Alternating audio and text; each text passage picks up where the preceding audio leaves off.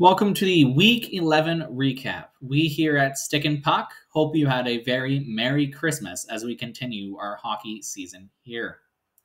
This week's sponsor is Nelson's Macaroons. I've never had them myself, but given that they're a sponsor, I bet that they are absolutely amazing. For every watch on this video we get, they will be giving one macaroon to our watch party to be decided at a later date. Now let's get into our matchups. Our first matchup is between Egg United and Broken Candy Cane, or Skill Stick Fail, depending on which one you want to call them now. Eggnog's record after this matchup is 5-6-0, with Broken Candy Cane going up to 3-8-0 with their third win on the season. Broken Candy Cane wins this 99.9, just below the 100-point mark, to Eggnog's 98.7. There was a trade that happened prior to this week where Eggnog gave Broken Candy Cane Thompson in return for Rope Hintz. And we see what happens almost immediately. Thompson's disastrous debut for Broken Candy Cane gets him minus 7.2 fantasy points. But thankfully for Broken Candy Cane, it's negated with an excellent performance by Vasilevsky, who also got 7.2 fantasy points. Bedard, on the other hand, racks up more points than Hintz, which was the other side of that Thompson deal, with a difference of 2 fantasy points. Not to mention, Thompson got injured in the next game that he played. This is looking like a very early win for Eggnog United in this trade, even if Hintz doesn't necessarily produce how he wants him to. Frustrating loss for Egg United, as it seemed like a comeback was impossible, with Egg leading before Saturday.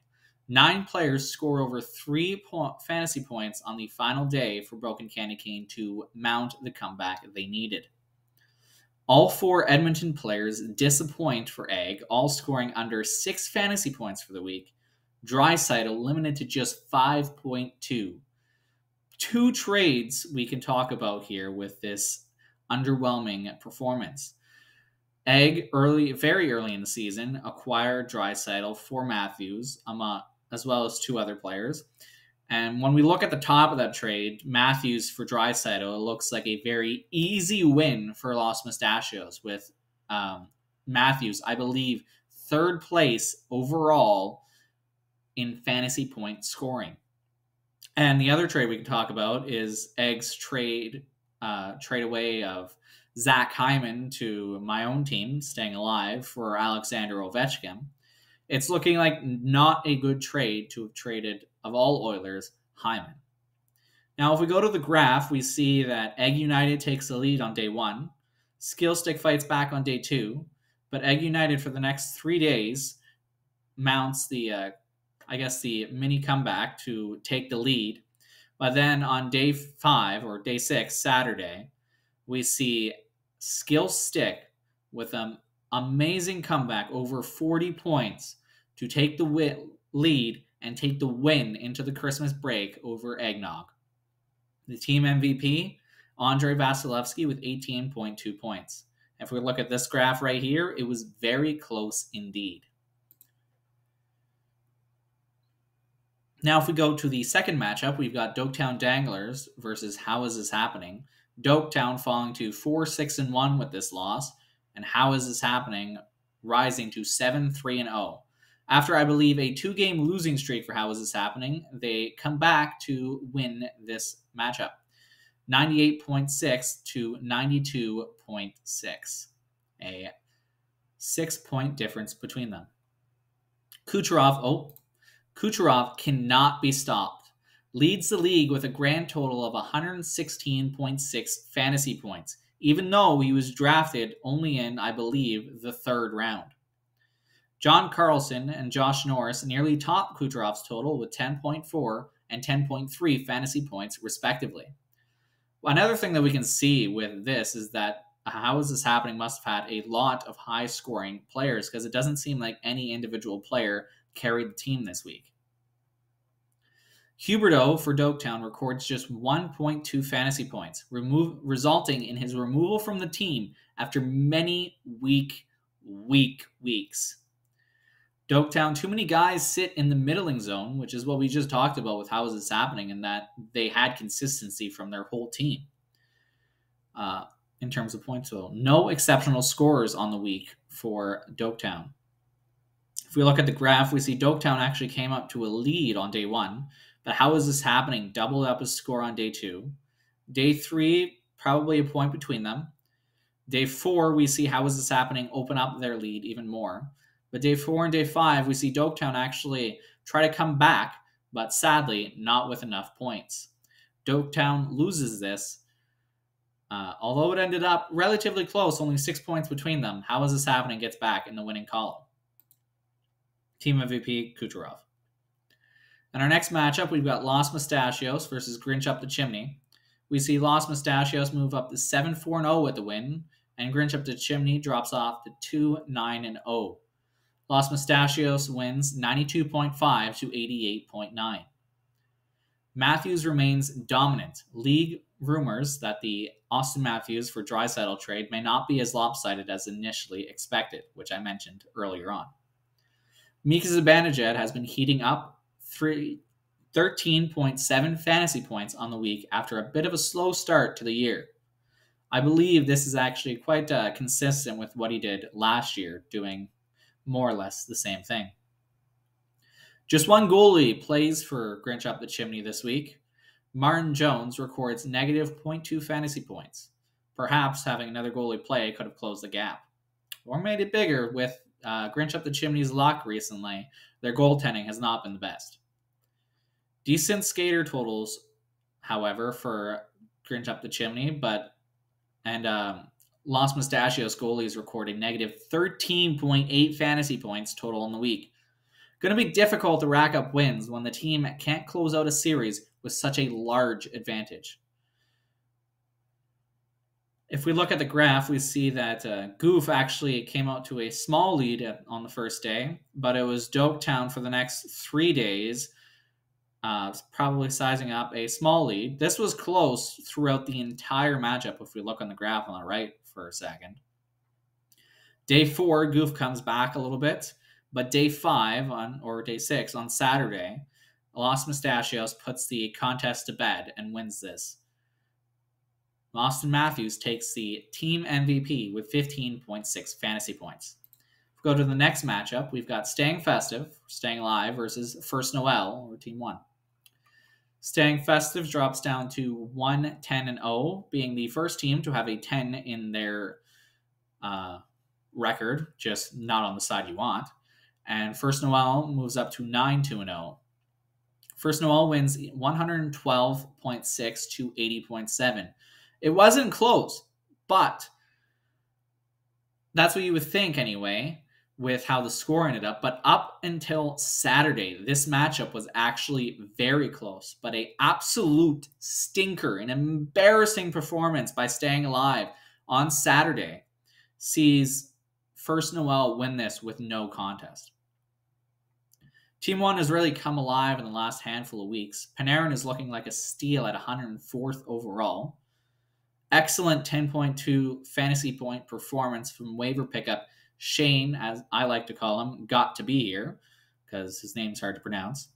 And Velarde is also scoring hot. 2 good waiver pickups. I don't know if they were waiver pickups or just free agency, but 2 good pickups for him regardless. Lots of good acquisitions have come Staying Festive's way, though. Recently, they just traded for Kaprizov, and hoping for that to shake things up, as is said here. Goaltending woes continue, though. The duo of Ullmark and Quick record another negative total for Stay with minus 4.6 fantasy points. Quick, I believe, got his first start with the team this week, but sadly, after having not lost a game in regulation this year, he decides his one game this week, being in the lineup, he decided to lose it, because why not? That seems to just be the luck for Staying Alive. Although now, if we look, Ullmark was in the lineup this week for Staying Alive, but they have been traded, so it'll be a different lineup of goaltenders for staying alive in this next matchup. If we look at the graph, we see a very back and forth contest up until the last couple days. Day 1, it's Team 1 taking the lead. Then Day 2, Staying Alive comes back. Day 3, Staying Alive didn't have any players playing, so Team 1 comes back. And then Day 4, we see Staying Alive again win that day. And then Day 4, we see Team 1 take that day. And if the pattern had hold, we'd see Staying Alive win on the last day and possibly win this matchup. But as I said earlier, Staying Alive had an embarrassing performance on the Saturday with only 1 goal and 1 assist, even though most of his team was playing. So Team 1, with his over 35 points that week, takes the lead, takes the win in very convincing way. If we look at the graph, it was very close with the lead changing around here and up until Day 6 on the Saturday when there was a massive jump for Team 1 and just Staying Alive just with an awful performance. The team MVP, Nathan MacKinnon, 14.8 fantasy points. On to our next matchup, Lenny's Lords Leaping versus Slay All Day. Lenny's moves up to 9-2-0, which I believe is tied for first in the league with First Noel. And Slay All Day drops to 6-4-1. Lenny's wins this 104.4 to 87.5. This was a fun matchup to watch because Slay All Day was catching up to Lenny's prior to this matchup, and we were wondering maybe Slay All Day could come from behind in the standings and take over first place in their division. Lord's very surprising MVP performance from waiver pickup Matt Duchene. Question is can he stay hot for Lenny?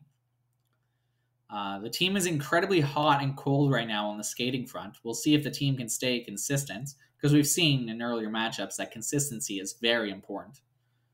Slay, a shaky draft requires Slay to make some tough roster decisions.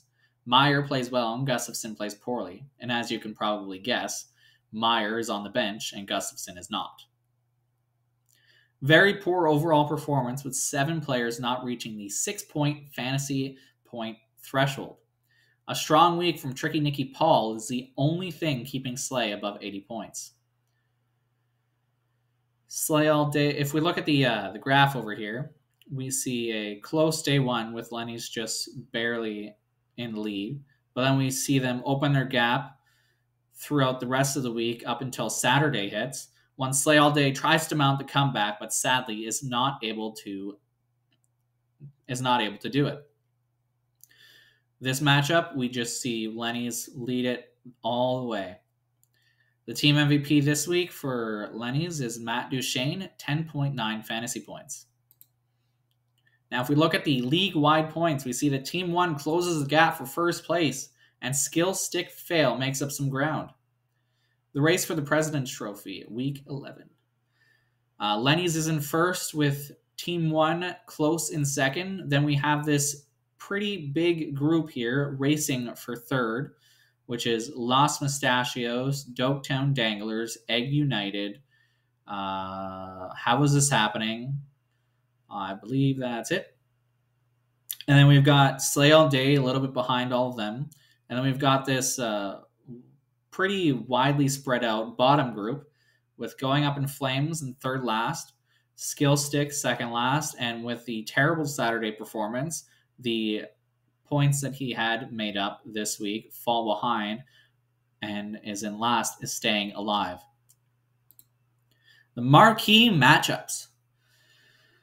We've got another father-son matchup this week with Lenny's Lords Leaping versus Egg United. I think that will be one of the marquee matchups of this week. And I think the other two will be Broken Candy Cane and Los Mustachios, as well as How Is This Happening and Staying Festive. The reason why is because we'd like to see who exactly is going to win this trade between Los Mustachios and Staying Festive, whether Kaprizov can come in clutch for Staying Festive, and whether the change in net for Los Mustachios picking up Ullmark will be to his benefit. If we look at the predictions, first we have this funny little slide right here, my reaction when I bet the over on Staying Alive. I think this is insinuating that Connor is picking Staying Alive to win this week, and thank you very much. So let's go with my predictions. I think Jonathan's been pretty good at predicting so far.